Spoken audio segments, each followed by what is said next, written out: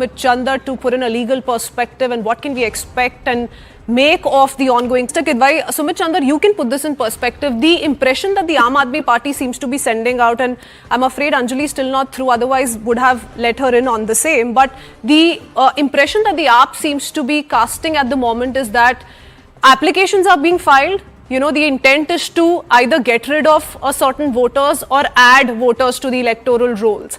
But this is not as simple as one is making it sound, right? So there is a process that's followed. It's a detailed, elaborate process in place. If you can quickly come in on the process before I go across to Mr. Kidwai with a pointed question. Right. The process is defined under the Rule 25 of the Registration of Electoral Rules. That's been there since 1960. There is always a provision to revise the rules. What happens if there are complaints and objections which are there, it will start with publication of a draft electoral roll.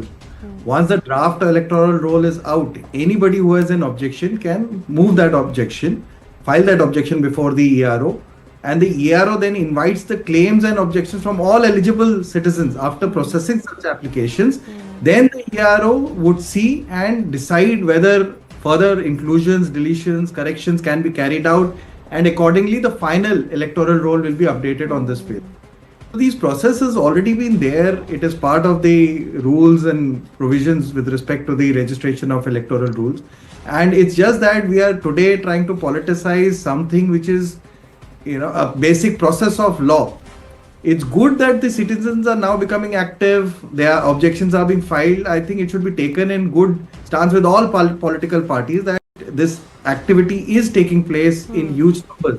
So that means the knowledge, the active involvement of the public has now started, which should be encouraged.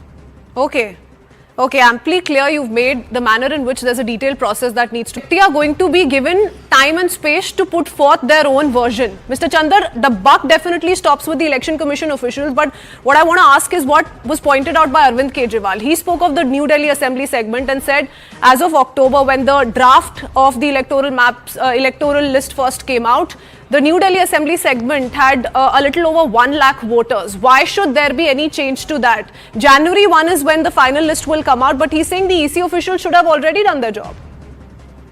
See, there is a time period, like you rightly pointed out, the time period still remains for the Election Commission to do the job. It's not a one-day job that you receive a list of objections and then the Election Commission has to decide it on the same day. They'll need their own time to verify the documents, give the opportunity of the other side. Like in the legal parlance we say, or the term audi alteram partem, every citizen have a right to be heard. So every person will be heard, opportunities will be given, documents will be verified, those processes will take time. As the citizens of our country, irrespective of whichever party, I think every political party should be allowed to raise objections. The objections will be decided by an election commission, which is an absolute not neutral party.